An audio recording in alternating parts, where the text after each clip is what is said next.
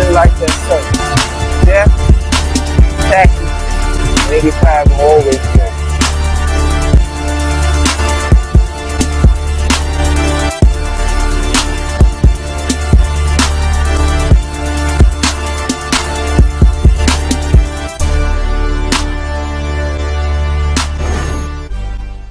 Welcome to New Stripe City, podcast for diehard Bengals fans. I'm your host, Ace Boogie, and today we're going ahead and doing the Draft Roundtable special. We have my man Cleve. We also have my man Garret Staples from Within Ohio Bias, and then we also have my boy Moody. You guys already know about them. So if you guys could, we'll start off with Cleve. If you could introduce yourself, then we'll go with Garret, and then we'll finish it up with Moody. What's up, this Cleve? All right, Gary, you can go ahead. Hey, what's going on, everybody? Garret Staples. I do podcasts for Within Ohio Bias. I push out a lot of I-71 podcasts with them and Bengals information. And just looking forward to doing the podcast with you guys here with New Stripe City. You can go ahead, Moody. Moody here. Been rocking with AK for about a couple years now. Always enjoy the podcast. Ready to go. All right. So the first thing is first. We all know that they came out with the schedule this past week. So I don't know if you guys. I'm pretty sure all of you guys, since we're all diehard fans, we've all looked through it. Moody, what is your prediction on a record for the schedule for this year? I looked over the schedule. I can see about 10-6. 11-5, maybe 10-6. I think it's good that we start off with 2 home games finally. Right. I don't think we ever had that in Andy Dalton and AJ Green era yet, so they should be excited. We played the Ravens first game, then the Texans in the primetime game. So I think we can start off 2-0 there. You know, Texans don't have a QB. So we have struggled with them in the past, but we should get them. We should get them this year because they don't have a QB. I think they may have, you know, they're going to draft one. You know, they start a rookie or whatever. But the Steelers games are always tough. You know, we had the Packers this year. We had to travel to Lambeau. We got to deal with Mike Zimmer too from the he with the Vikings now. So that's going to be a tough one later on. It's a good thing the Vikings stadium, you know, they got the new stadium, you know, it'll be indoors, so it won't be too cold in Minnesota. But I see about 10-6. They stay healthy. If everybody stay healthy, maybe 11-5, winning the division. What do you think, Garret, as far as the record for next year? My major concern going into this season is the offensive line. And for what I've seen, I could reasonably speaking with the turnaround going from 6-9-1 to the previous season coming into this year, I'm looking at 10-6. I'm looking at 10-6, and I mean, if you're talking about everything going well, like Moody mentioned, then I'm looking at 11-5. You know, but my major concern, like I said, is protection for Andy. You know, and really solidifying the center position, and you know who's going to play left tackle. If it's going to be a Boyhe, I surely hope he's a lot better than last season. That's my major concern, bro. Right, I totally agree. Cleve, what's your thoughts on next season as far as projecting the record? I would say 11-5. I think it's good that we have 4 of the last 6 at home. And we played so many close games last year that was decided by one score. I think the schedule a lot easier this year. I can see us going 11-5. It all depends on how that line hold up, though. The offensive line, if it hold up, we can go 11-5 and win the division. Yeah, I totally agree with some of the insights. I'd probably say, I think worst case scenario, probably 9-7. Best case scenario, like I said, between 10-6 and 11-5. I think, like Moody said, when you have that game against the Packers, Aaron Rodgers has never beat us, so it's going to be interesting to see how that game goes. The Texans as well. It's almost kind of like if I had to think of any other rivalry outside of the AFC North, I'd probably say it would be with Houston. For some reason, like you said, they always have our number. And then with them having J.J. Watt next year, that's going to really test that game is really going to test our offensive line when you really think about it, because last year they absolutely killed us with Merciless and some of their other defensive linemen last year. So yeah, that's definitely going to be a test to see where this line is going to go. But I think, like you guys said, we'll bounce back from 6-9-1. So with that being said, I have a couple of fan questions that I want to get to that we have from last week, and I just want to get you guys' perspective on some of these questions. One of them actually ties into our next topic, so I'll kind of bring that up once we get to that. But the one that I have in here is from Jamal Moore, and he asks what's stopping us from getting past the first round, and when can we get over it and win? What are you guys' thoughts? Moody, what do you think is keeping us from taking that first step from getting out of the first round? The infamous question. I think it's a number of things. It can be coaching sometimes. Injuries definitely play a real big part. It seems every time we get to the play, it's about that time in the playoffs, we're not 100%. And most of the time in the NFL, the team that wins the Super Bowl most of the time are almost 100%. I'm not going to say 100% healthy, maybe 90% healthy. Right. Like a lot of their stars are, healthy. So health plays a big part. I think the run defense is suspect during the playoffs. Hopefully Billings will definitely help the defensive line. The pass rush will wear down in the fourth quarter. The offensive line is, break down sometimes.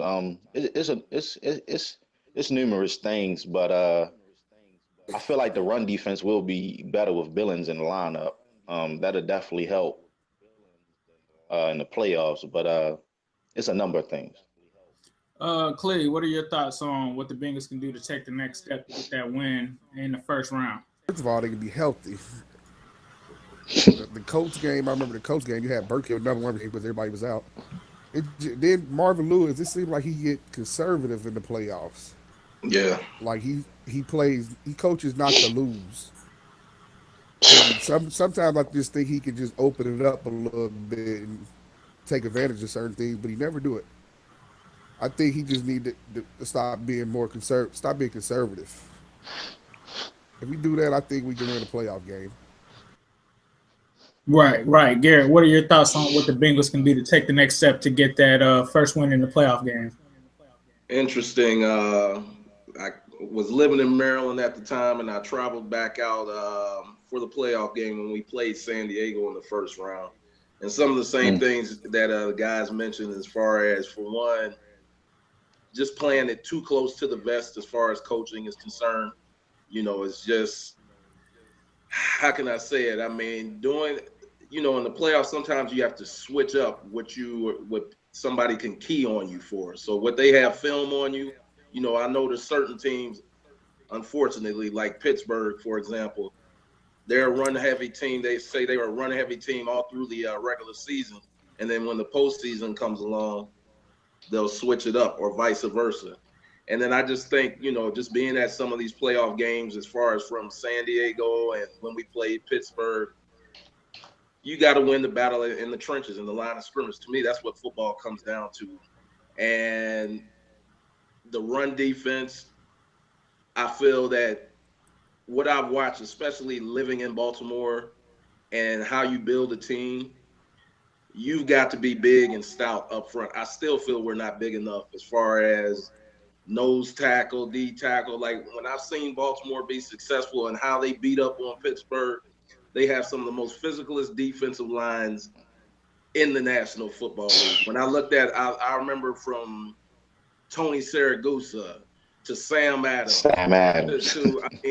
I mean, these are the kind of guys that you got to have on the defensive line where it basically says, hey, I don't care what you do, but you ain't going to run up the middle on us. And that's what we have to get. I think, we have Billings, but I'm not satisfied with that. I guess there's a guy with USC. He's about 6'2". I think it's Sua Vitra. He's another Samoan or whatever. Yeah. But that's another guy I would plug right into the defensive line rotation. You have to, and especially in the AFC North, where we've turned into the new black and blue division. Like you used to think about the NFC North being a physical, rugged, pounded out, but they throw the ball more now. We are the division that still plays traditional football, and you're playing in cold weather and nasty environments where you got to be able to run the ball to control the clock, play keep away, and then you got to be able to stop the run. And then what I've seen in all of our playoff games that we lack, explosive plays down the field. And I can remember even playing in Houston where we missed if Dalton and he's went out there with Tom House to California and worked with him as far as his deep ball. Man, you got to be on the money in the playoffs with that. We've missed quite a few to AJ and a couple other guys in the playoffs where if he hits them, that changes the game. So explosive plays to me and not being conservative with offensive play calling. That's a major issue. I totally agree with you guys. From everything that you guys said from the run defense, and I know Moody has been harping on that for the longest. The run defense in the playoffs, definitely have to be able to run the football in the playoffs to win. I'd also wholeheartedly agree with the whole Marvin Lewis assessment. To me, it's almost parallel to how we come out after a bye week. And so everyone's always talking about, and I'm one of them that say I want a first round bye, but look at how our team comes out after a first round bye, it's always like they're not prepared. Yeah. And it's the same that can be said for playoff games. It's like he says all of the right things in the media, but when you look at how they come out, they always come out flat. They never take advantage of anything. It's always like either a 3 and out or, they're not ready for certain things. And other teams seem to take advantage of that because I don't know. It just seems like they come out and they automatically are hitting us in the face first before we hit them. Like I can't really remember a time in the playoff game, and I might be wrong, where we actually went up first. The only thing that really comes to mind, I remember there was a play where Leon Hall, I think, had an interception against the Texans and took it back. But I really don't remember doing anything else in that game. And you're talking about a game where, and you guys can correct me if I'm wrong, but I don't even think Matt Schaub threw a touchdown in the game. And we lost. So, I mean, to me, it comes down to coaching. There's certain things that can be on the players, but as far as having a game plan that is going to work and being able to make those adjustments that will work and being able to have your team ready to come out and play, I think that's on the coaches. So I think the tools are there. I think if we just make better decisions, I think that things will come out differently. I mean, you look at the Pittsburgh game. To me, a lot of people try to put it on Vontaze Burfict. They try to put it on Pac-Man. They try to put it on Jeremy Hill.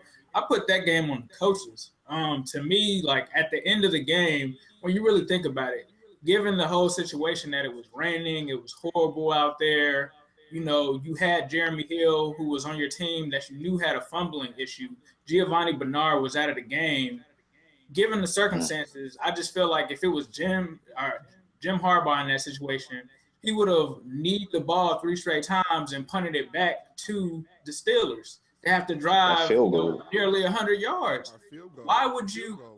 It just doesn't make sense to me. To me, that was just one of the stupidest calls in a coaching situation. It would be different to me, if it wasn't raining and the conditions weren't horrible. But given those circumstances, it just doesn't make sense. Like that wasn't something that a coach would do trying to win the actual football game. So I think if they can get around this whole coaching thing, then maybe we'll be okay. Just not to cut you off, but being in the stands that game, the real momentum shifter, I think is when we felt like we had that game, but with what's their backup quarterback who was in there at the time? AJ McCarron. No, not for Pittsburgh. Oh, Landry Crap, Jones. Le- Landry Jones. Landry Jones. Landry But Jones, I right? think I just remember being in the crowd, and when Ben, you knew he wasn't healthy 100%, but when he ran out there, it was a whole momentum swing. Like they felt like they could win then. But go ahead, go ahead. Right. Nah. I totally agree. I just feel like the way that it happened was that you almost basically cut the field in half because of the fumble. But it's like I don't feel like there was any way, even though Ben came back, I don't feel like if you pin him all the way back into their that territory, I don't see them driving the whole amount of the field to come back and get I that. agree. I don't see that happening, especially in that because you got to think about it. Like AJ McCarron in that game couldn't even throw a deep ball because of the weather in like the second half. So yeah, it's just ridiculous, man. But with that being said, I know we all said that there were certain positions that we'd like to see to help us in the playoff be addressed. But my next question is for you guys to name 3 players. So we'll go round by round. You can do your own little 3, I guess, pick mock draft. So from the first round to the third round, name 3 players that you'd like to see taken within the first 3 rounds. And Cleve, we'll start off with you. Who would your 3 players be? Foster, Mixon, and the center out of LSU. I don't know how to pronounce his name. Posick, I think Ethan Posick. Yeah, yeah. He, What they about would you, be Moody? my 3 picks. First round. Um, I'm actually I was on the Reuben Foster train, but now I'm I think I'm on the Mike Williams train now.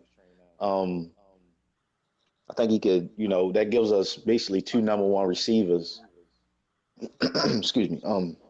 If we get Mike Williams, he comes from Clemson. They breed wide receivers there. Was it Dabo Sweeney? He does a good job, developing receivers.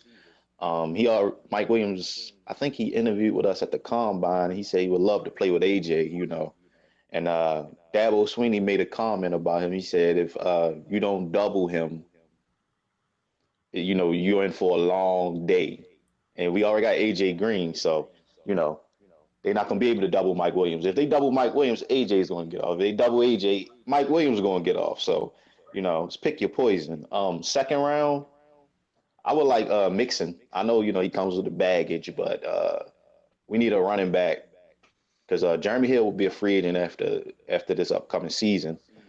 So I don't think they already re-signed Gio. So I really don't know if they're going to re-sign Jeremy Hill. I think they're drafting his replacement. So I would like to see Mixon. He's kind of like a Le'Veon Bell type. He ain't soft like Le'Veon though. But he he got speed. He patient. He can run through you. He can catch out of the backfield. He's very versatile. So third round a pass rusher, maybe someone like Dewan Smoot from Illinois or Derek Rivers. I believe he's from Youngstown State. The pass rusher. He's about 6'5" to 60, I believe. He just dominated at Youngstown State.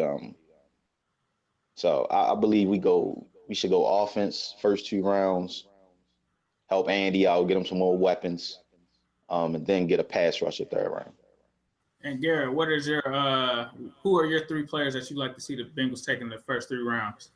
First 3 rounds, I gotta for me in the first round. I if I'm going offense, which I wouldn't draft first round, but if I did, it would be Corey Davis because since not Muhammad Sanu, excuse me, but Marvin Jones Jr. has been going, you really kind of lost that explosive guy deep, And I like LaFell, but he can't fix that. He can't solve that problem that we're missing right now.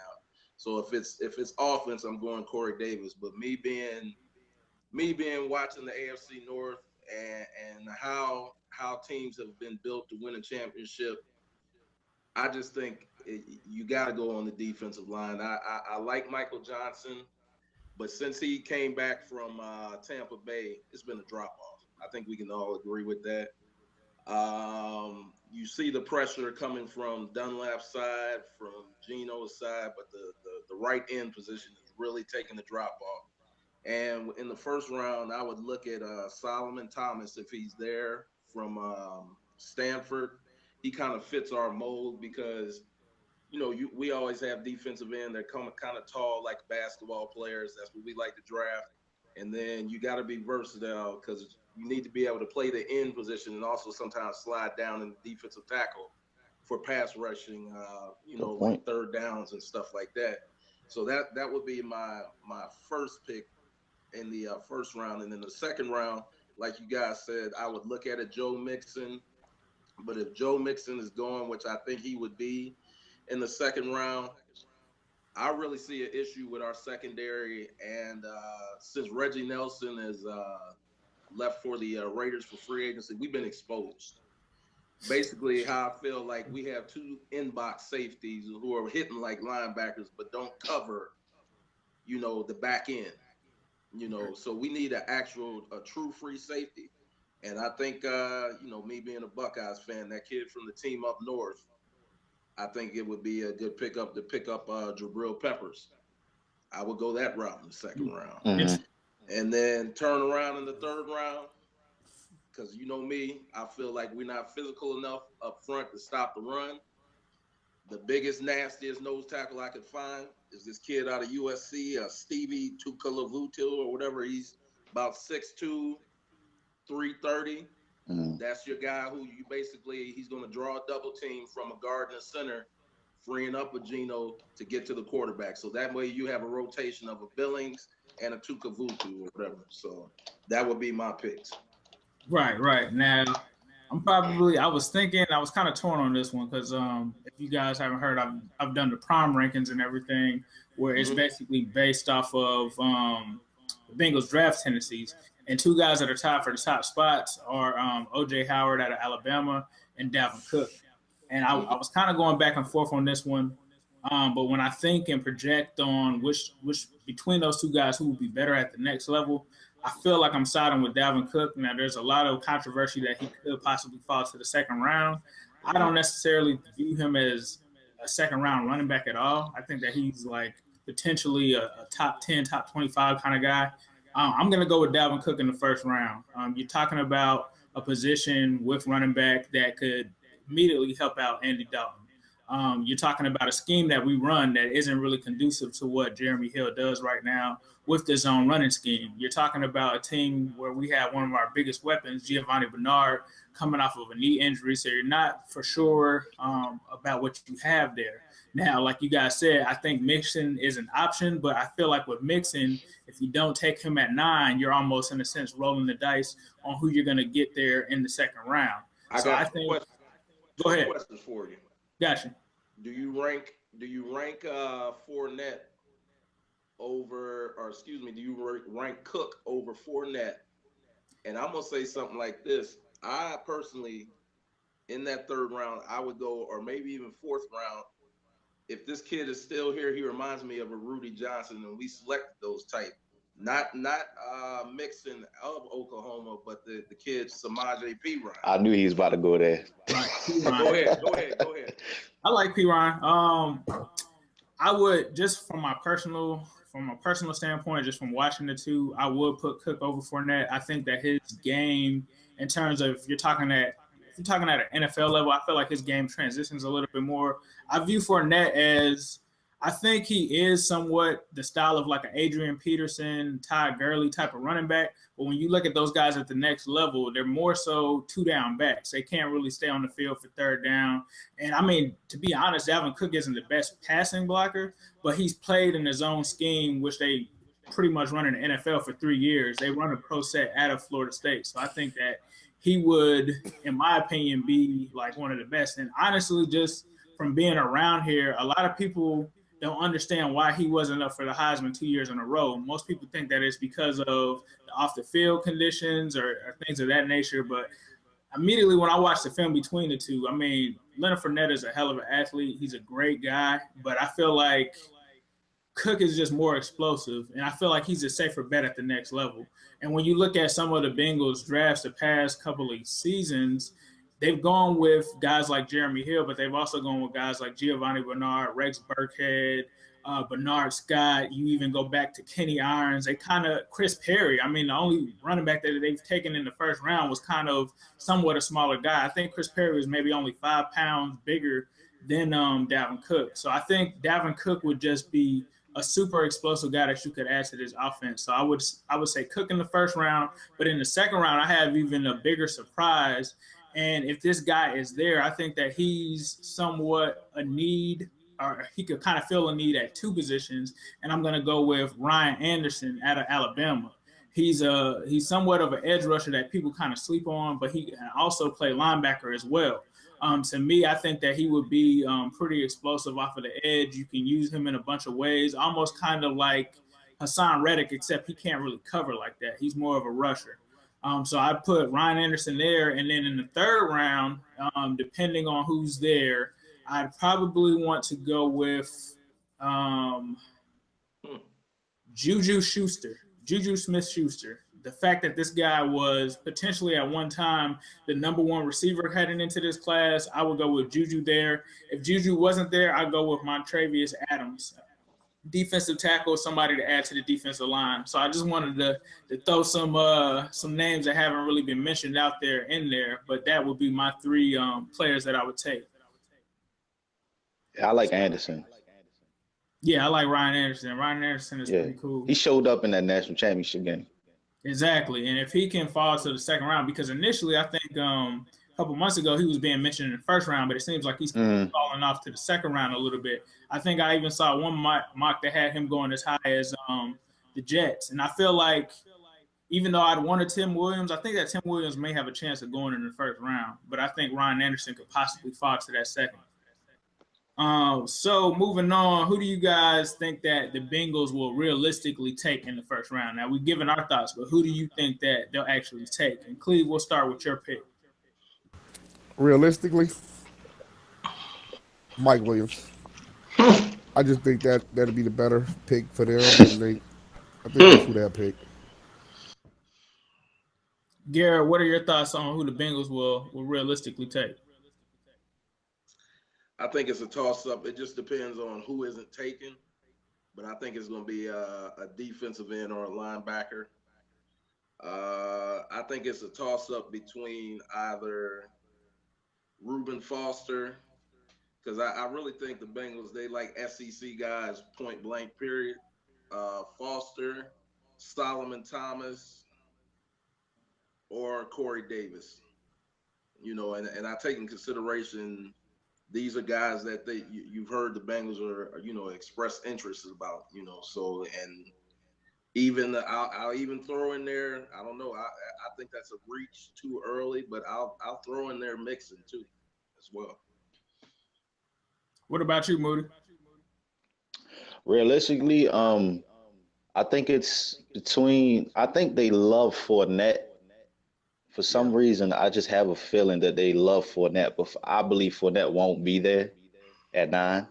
I think it's either Derek Barnett, the defensive end from Tennessee, or Mike Williams, maybe even John Ross, because John Ross say he came out with a statement this week talking the coach he wants to play for the most is Marvin Lewis. He met Marvin Lewis and they hit it off right there, and I think they could take Ross at 9. It would kind of be a little reach, but I mean, he had the fastest 40 NFL history. I mean, if they want speed, speed kills. If they want speed, that's who you go for. But I think it's between Mike Williams, John Ross, and Derek Barnett. That's the players. I don't believe Malik Hooker will be there because was it Hobbs that made a statement about they not gonna pass on the next Air Reed or whatever? Right. I don't think Hooker will be there. I don't think Jamal Adams will be there.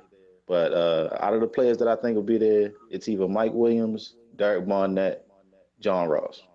All right, I'll go with my 3. I think O.J. Howard is a real possibility for them, given the whole situation with Tyler Eifert, given the fact that these guys always seem to pick at least one position that's going to be a big free agent next year. and I think it was either Hobbs or Paul Dehner over at Cincinnati.com that stated that basically Eifert is at the point where he can't even lift weights for the rest of his career. Oh That does man, not sound good. Like if you can't lift Well, weights, how can you even block anymore? So especially in the AFC North. So I that's could tough. see OJ Howard definitely being in consideration. I also could see, like Moody said, a running back being taken, whether it's Leonard Fournette or Dalvin Cook. There was some kind of report that came out that said that last year Marvin said that the top ranked guy on the Bengals big board last year was Ezekiel Elliott, and he said that there was a running back from this class that he does view in the same manner. Of course, he didn't say which one it was, but to me, I think that either one of those two guys really wouldn't shock me because they both, in a sense, fit what the Bengals kind of look for in terms of age, production, being well. LSU recently hasn't been a winning program, but overall they kind of are a winning program. Both of those guys come from winning programs, so I could see either of those two guys, and then I think I'm kind of torn on. I feel like if it came down to Taco Charlton and Derek Barnett, I think they go with Derek Barnett. Derek Barnett is more productive. The only thing that, in a sense, worries me a little bit was his size, but the fact that they went and traded for that guy from the I like Jaguars, that. Chris Smith, that shows that they're open to any size edge rusher. And I think Paul Gunther was quoted this offseason saying that he doesn't care what size the guy is, just bring in somebody that can rush the passer. And I know last year he actually said that if he has to decide which position that they would take in the first round, he only takes edge rushers and corners. So I think it would be either of those. It's almost four guys that I said, but I think between those three guys would be who we would kind of pick from. So with that being said, let's move on to. We just talked a little bit about edge rushers. I How early do you guys think that the Bengals will actually take an edge rusher? I mean, they haven't taken a defensive end in the first round, but they have taken an edge rusher in the past with David Pollock, but he was kind of one of those tweener kind of guys.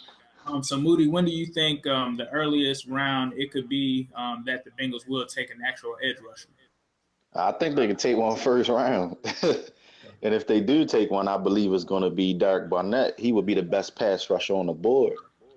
Um, it kind of reminds me of a Terrell Suggs. Terrell Suggs was thought of in the same way. He didn't test well. They thought he was too. He was a tweener. They thought he was too small to play deep 4-3 D in 3-4 outside linebacker. He wasn't. He couldn't drop back cover. He wasn't fast enough. So he got some. Derek Barnett got some of the same questions Terrell Suggs has. So I believe first round they could take one right up, right at 9. Garrett, when do you think they'll take a edge rusher, whether it's that defensive end or whether it's that pass rushing linebacker? I got you. I'm gonna throw a couple more things at you real quick, but I'm gonna answer your question. If you're talking edge rusher, to me, Solomon Thomas makes sense if he falls to our position, just because he can do multiple things as far as, like I said, play the end position, slide down at times in a pass rush situation to defensive tackle. But I just pulled up looking at the draft order, and I know, like you said, the Bengals are higher on Fournette. But if you look at Carolina right there, and they run a power running offense, I could see Fournette going to Carolina right before us. And I'm gonna throw something else out there in the third round. I don't know about you guys, but Russell Bodine, after being benched during the season, which I felt he should have been benched even earlier, I'm gonna throw out a name. It was two things that I thought either they should have went free agency and go and pick up Nick Mangold He's still from the out there. Jets, or they need to come into the draft and they need to go in maybe in the third or fourth round. If he's still sitting there, I would take a Pat Elflein out of Ohio State. I So totally agree. that's all. That's all I wanted to throw out there. Right, right. Cleve, when do you think that the Bengals will take an edge rusher? I think it won't be to round 4. Mm. To be honest, round 4. I think Wow. in the first round, I think they, I think they go after Mike Williams or Fournette. Second round, I think they go after a linebacker, maybe Cunningham or Davis. something like that. If they get one of those two in the first, I think second round they might go out the running back. I mean a linebacker. Then third round they can do the offensive line, like I said, the center position. Because I hope they don't have no faith in Moody, because I don't. Exactly. And I just Exactly. think defensive end, they probably looking at that as the deepest part of this class. And I'll you throw can this out find here. talent there, fourth round. Like they were saying, like you were saying, with defensive end, if they did go late, like Cleve is saying, that's one of the deepest positions in the draft. So that's a possibility as well. Yeah, I totally agree with Cleve on that one. When you look at the actual makeup of this class, it's pretty deep. And going off of just the Bengals' history, like I said, they haven't even taken an actual like 6'6", 270 defensive end ever in the Marvin Lewis era. I think if there was a chance for them to take one, I think the earliest would probably be the second round. But I mean, I wouldn't be shocked to see them take one in the third and the fourth round. I mean, given that you had a compensatory picks too, and the fact that the guys that you would possibly get in the third and fourth round in other years and other classes, if it wasn't as deep, you probably get those guys or have to take those guys in the second to third round. So I think that would fit the Bengals mold as far as them waiting there, especially when you look at last year. Last year was like a class that was extremely deep at defensive tackle, and we saw Mhm. that even though that they had a need at defensive tackle, they waited a long time to take Andrew Billings, and he fell all the way to them in the fourth round. So I think, and then when you look at that corner class, the corner class wasn't as deep, so they had to jump up and go ahead and grab William Jackson III because after that you had That's guys a like good point. Alexander and other guys like that. It was pretty much done after that first round. You even saw the Steelers reach for Artie Burns, who was supposed to be a second rounder. Yeah. So I think depending on, they'll definitely take into account how this draft is kind of made up, and if there is a premier talent available, such as a Mike Williams, like Moody said, or there's somebody out there, then they could go and pick that guy first, and then go with the edge rusher in the second to fourth round. So I think that's where how things will possibly go from there. And let's see. Um, so now I know Cleve, you actually messaged me back when I sent you this one before the show, but this is the question of the day. So there's been reports that John Ross could fall because of the medical, and Reuben Foster could fall because of his medical and the failed drug test, right? And then we also know that Joe Mixon could fall as well because of his off the field incidents. So if all three of those guys fail into the second round, and let's just say more than likely this probably won't happen, but if it did happen and they were all available at 41, which one of those guys would you pick out of those three? So we're talking Reuben Foster, Joe Mixon, and John Ross. Moody, let's start with you. Who would you take there? That's a hard question. I guess it depends on where we go in the first round. We get Mike Williams. Um, Go Foster. He top 10 talent. What about you, Um, Cleve? What I know you said you were mad because I made you choose between Foster and Mixon. Who are you picking? Personally, Yeah, we carry you. I, I would take. I'm not letting Foster get past 9. I'm sorry. I don't care about the diluted test. Getting sent home from the combine. When you watch him play, he good. I don't care. Like he performs on the field, so I would not let him get Intensity. past 9. I would let him get. I would let him get past 9. You put him and Tez on the field together, that's lights out. That's NFC North football. Y'all Steelers said will y'all be wanted to crying do. even more. Y'all said y'all wanted physical football, and you put them two on the field together. That's physical. And as far as the second pick, I would go Mixon. Mm. I would have to go Mixon over Ross just because of Ross' 2 knee injuries. You never know how them knee injuries are going to affect you later on down in your career. I wouldn't touch him. Now you go. I'd say I really don't care about the speed or anything. It just ease. And then I watched the game against Alabama. He got shut down against Alabama. And like you always said, you use Alabama to test the real rating because they like a pro team. Against Alabama, he was not there. Right. It's funny that you say that because I don't even really consider Marlon Humphreys that great of a corner, and the fact you couldn't wouldn't take him against him, that's interesting. I don't either. He was mauling him. He was there. He was all on him. So couldn't take him. Gotcha. Garret, who would you take? Who would you take in the second round given that scenario? Given that scenario, I know our linebacking corps really needs to be revamped, and with Dansby going out there to Arizona, which I think he was a bust. We got him towards the tail end of his career, and his strength was supposed to be in pass coverage, and he lacked that. I would have to revamp that linebacking corps, and Foster to me is a complete no-brainer. Pairing him up with Burfict, and then maybe starting Vigil outside also as well. That's a hell of a linebacking corps, and you really upgraded over getting rid of Maluga and Dansby. So I would definitely have to go that route. And I'm gonna throw another name out there in the second round. That Taco Charlton. I like him at defensive end, man.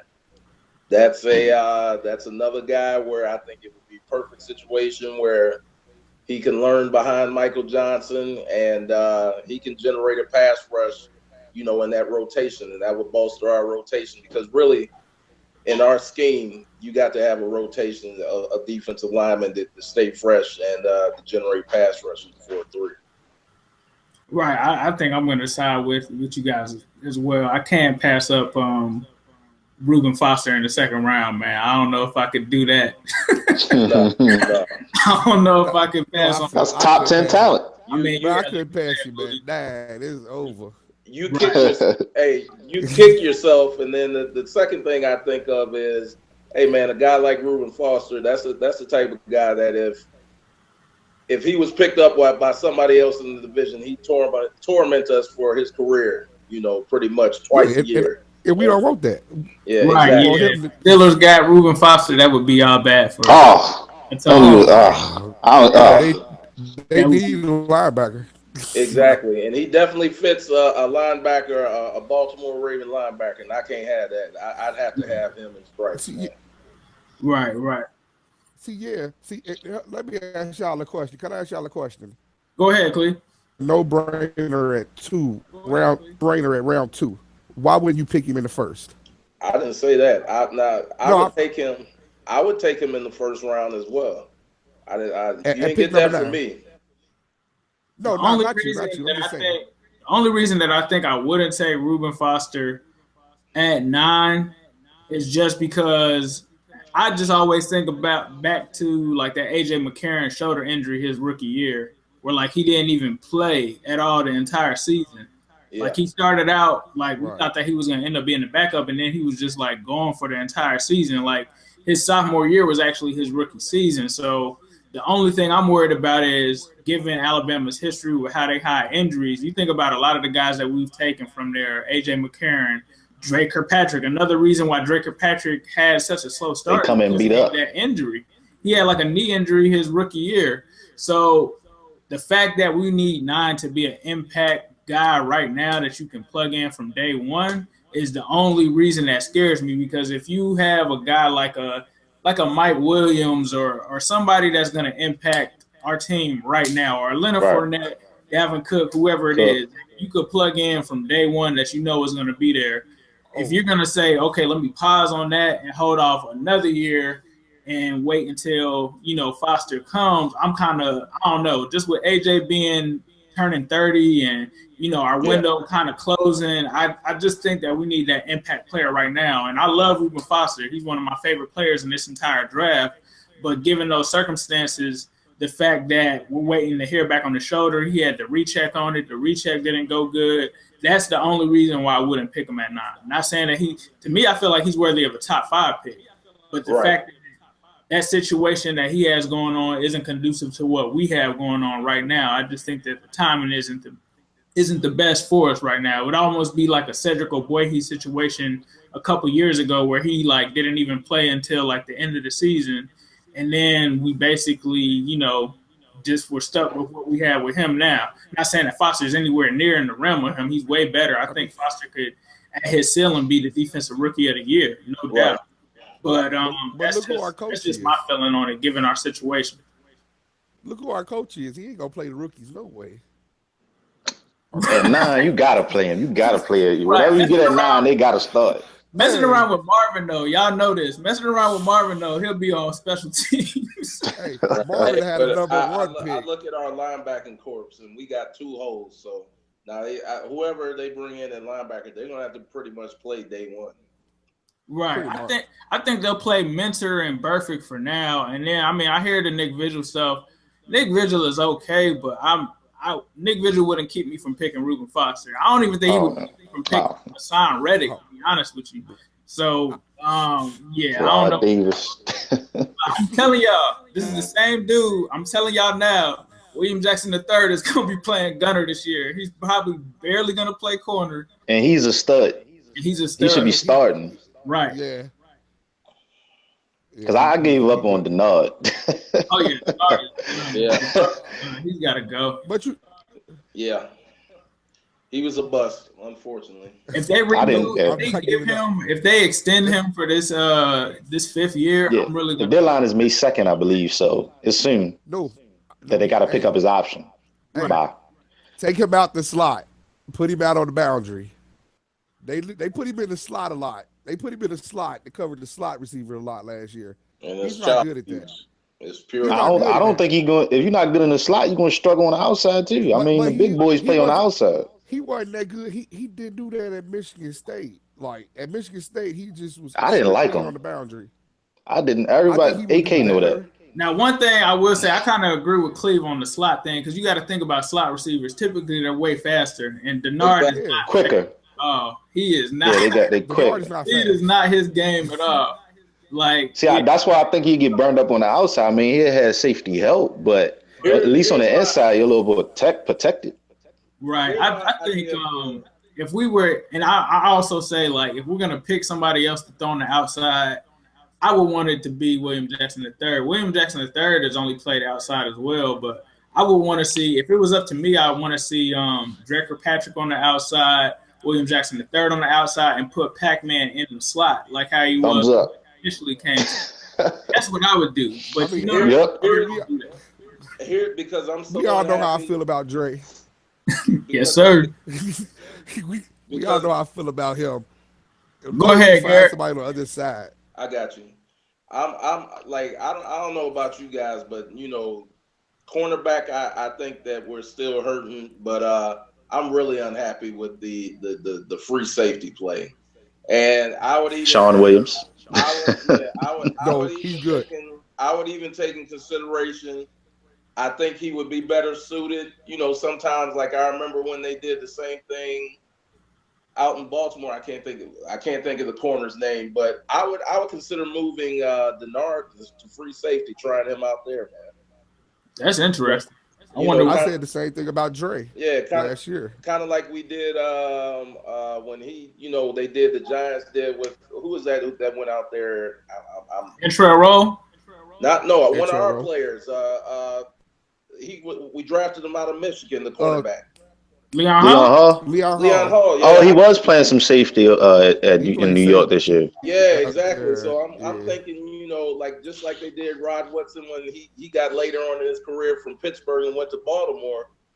I think that would be the perfect situation, that would, kind of feature his skill set, because I don't think he's a corner, but I think he would be a great free safety. I would trade him. I think he's a lost cause. I didn't like him coming out. I wanted Jason Verrett. I always hop on that with AK. I didn't like Denard coming out at all. I felt like he didn't have long speed. Short. It seemed like his arms were short. Mm-hmm. I just didn't like him. He was grabby in coverage. But it is what it is. Hoping for the best for him. Hoping he improve. I totally agree with that safety spot though. It's gonna be real interesting to see when or if they will pick a safety this year, given that it's one of the deepest classes that we've seen in a long time. And I totally agree with you with the whole Sean Williams thing. I'm not a Sean Williams fan at all. Like, I tell you, His safety is deep. If Peppers is there in the I'm a second fan. round, if Peppers is sitting there in the second round, he reminds me of a Palomalu type, man, where we could use him at free safety. How you like Buda Baker from Washington? And then also Yeah, he good. bring him up also in certain packages to blitz and get to the quarterback. Man, that's just a lot of options you can have, and he can affect your special teams game with the kick return game. I would not. Hey, if Peppers is there in the second round too, I would strongly have to consider him, man. I'm high on him. Hey, I'm high on our him, problem. man. You know what our problem is? We got 2 in the box safeties. That's exactly. We need to move. I always said we should move Sean Williams down the linebacker, Or at least nickel. He's against Exactly. the A run. nickel He's one of the best in the linebacker. league against the run. Exactly. But Williams, you can move him as a nickel linebacker, man. yeah, I can see that transition. Kind of like how the Cardinals moved Dion Buchanan down. Yeah. no, I will make you full time outside, not just in the nickel. I would make you full time, just like how the Cardinals did. Like he will be in the box for man because I don't think he can cover. That's all he wants to do I don't think he anyway. can cover. I mean, that's that all well. he wants to do anyways is cover. Yeah, he want to hit. He want to hit. And I think That's what we need. These past couple years with Reggie Nelson being gone, it really shows It hurt. how much he covered for Ioka, because Ioka, all he really wants to do is play in the box as well. Right. go ahead, Moody. It was a play towards the end of the infamous playoff game. I believe it was the third down play where they had the punt before Pac-Man returned. The punt had a good punt return in the fourth quarter. Landry Jones threw the ball way behind Antonio Brown. And Sean Williams was looking for that plan. Reggie Nelson got hurt. So Sean Williams was playing, for the hit the whole time he's trying to hit. If that's Reggie Nelson, that's picked off going the other way. Exactly. So, I feel y'all on upgrading.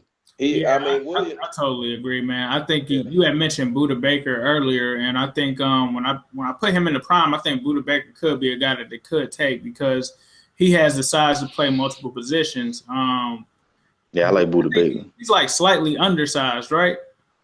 Yeah, he about 5'10", I believe, maybe 200. Right. So I think he kind of would be in that mode of that Deron Smith kind of thing. And I think Deron Smith should get more opportunities to at least step in more at that free safety spot. Because when you talk about the only ball hawk that we actually have in that safety back line, he's the only one. He's the only one with the ball skills to be able to, step in there and give that Reggie Nelson type impact. But I think that one thing that worries me is I think Jeff Hobson put it out there that they're real comfortable with their safeties. And when I was doing prime, a lot of it is based off of the history. And when you look at a lot of the schemes that those guys came out of, they were not cover safeties like at all. I think there was only like Deron Smith, I think, is like one of the only times they've actually taken a safety that was like a cover safety. Most of the guys that they have taken are like box safeties.